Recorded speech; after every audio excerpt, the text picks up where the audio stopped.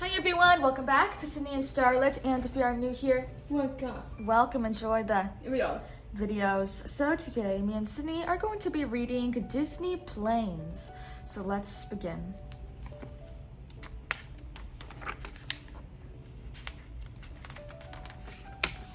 Dusty zoomed over Prop Wash Junction. The little crop dusting plane was practicing for the Wings Around the Globe rally. Dusty could be the first crop duster to ever win the race. Chug, a fuel truck, was Dusty's coach, but they had to stop practice for the day when Dusty started leaking oil. "You're not built to race," Dottie, the local mechanic, told Dusty as she fixed him once again. Chug thought an old Navy fighter named Skipper might be a better coach. Everyone had heard about all the daring missions Skipper had flown, but Skipper didn't fly any longer, though no one knew why. He sure wasn't interested in helping Dusty. "Go home. You're in over your head, kid," snarled the grumpy warplane, slamming the door. So Chug kept training his friend until it was time for the qualifying race. Dusty was thrilled to see racing champ Ribslinger and his teammates Ned and Zed arrive. But Ribslinger didn't think Dusty belonged in the race and made fun of him. So did the crowd. Dusty tried to focus. He needed to finish in the top 5 to qualify for the rally. Though Dusty flew really well, he finished in 6th place. It looked like Dusty's dream was over until the 5th place finisher was disqualified for cheating. Dusty was in the rally. Reluctantly, Skipper agreed to coach Dusty, if only to keep him from crashing. Skipper encouraged his new student to fly above the clouds, where the tailwinds would give Dusty more speed. Dusty had to admit his big secret. He was afraid of heights. "We'll work on that," Skipper told him.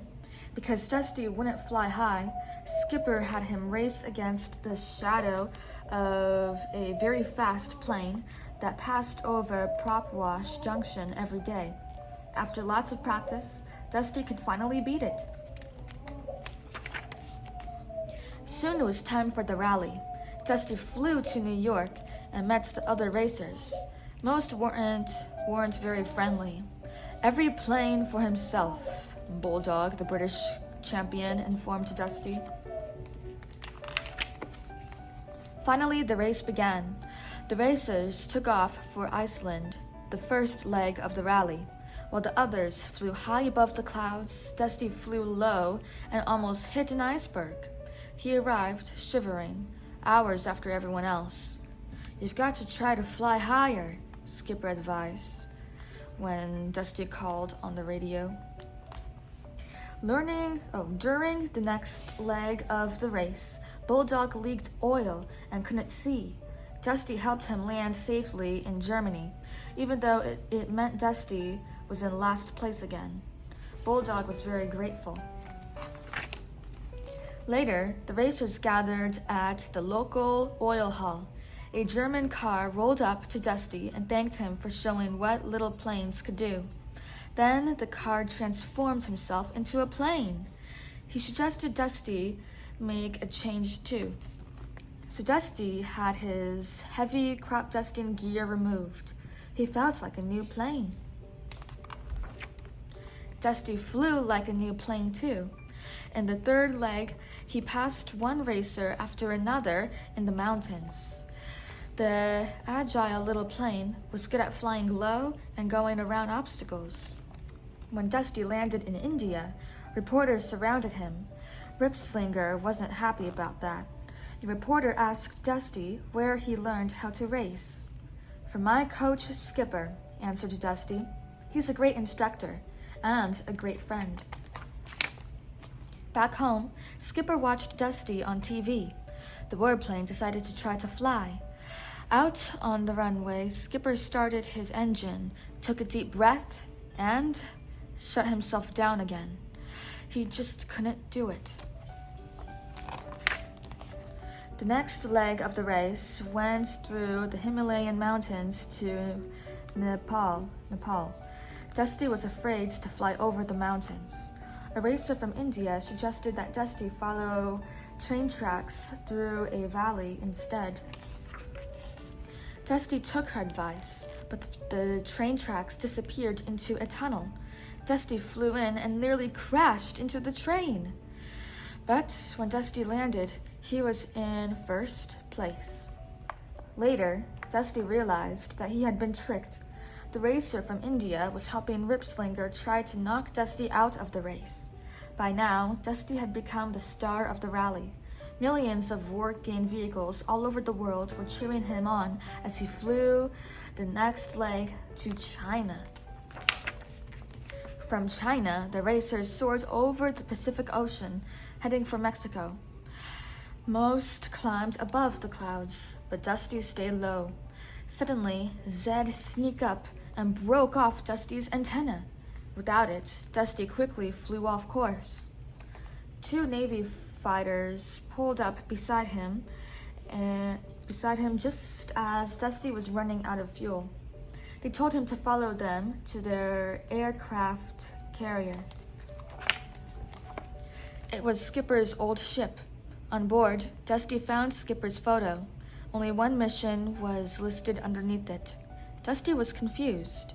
Skippy was supposed to have flown lots of daring missions. Meanwhile, a nearby storm was growing worse. Dusty was quickly repaired and refueled, and the Navy crew launched him on his way. Still, Dusty was caught in the storm. He was flying so low that a wave crashed over him. He made a desperate call for help before he was swept underwater. A Mexican Navy helicopter arrived just in time. The helicopter brought a banged-up Dusty to Mexico. Chug, Dottie, and Skipper were there waiting for him. Skipper confessed to Dusty that he had flown only one mission. It had turned out so badly that Skipper hadn't had the courage to fly again. Dusty was upset that Skipper had lied to him. "At least you were honest," Dusty told Dottie. "You said I wasn't built for this." Dottie told him she had been wrong. "You're a racer," she declared. The other racers agreed. They even brought Dusty all the parts he needed so that he could finish the rally. While Dottie fixed her friend, Chug watched Ripslinger on TV. He noticed something that he thought might help Dusty win. It was time for the last leg of the race. Dusty blasted off the runway and soon was right behind Ripslinger. "Let's end this," Ripslinger told Ned and Zed. The three dived toward Dusty, pushing him toward the rocks. Suddenly, Skipper appeared and saved Dusty. The warplane was flying again. Ripslinger zoomed ahead. The only way Dusty could catch him was to fly above the clouds. Inspired by Skipper, Dusty flew high. Tailwinds rocketed him forward. Whoosh! Dusty quickly caught up to Ripslinger. Ripslinger had no idea that Dusty was behind him. As Ripslinger neared the finish line, the hotshot leaned toward the cameras, showing off. This was what Chug had noticed on TV, and Dusty was ready. The small plane swerved and blasted right past Ripslinger for the win. Dusty thanked his friend for the help. He was especially grateful to Skipper, who had faced his fears of flying to help Dusty. Because of Skipper, Dusty's dream of being the fastest racer had come true. That is the end. So that is it for today, everyone. Really hope you all enjoyed it, and we'll see you all next time. Bye-bye. Bye-bye. Pick out your favorite page.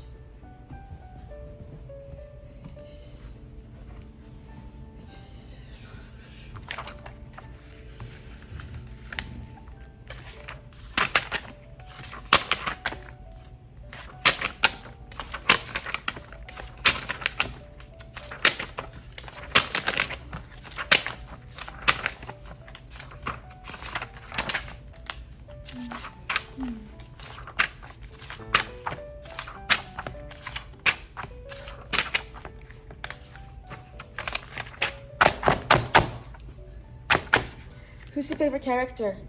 Guys. Cars. Okay. Bye-bye.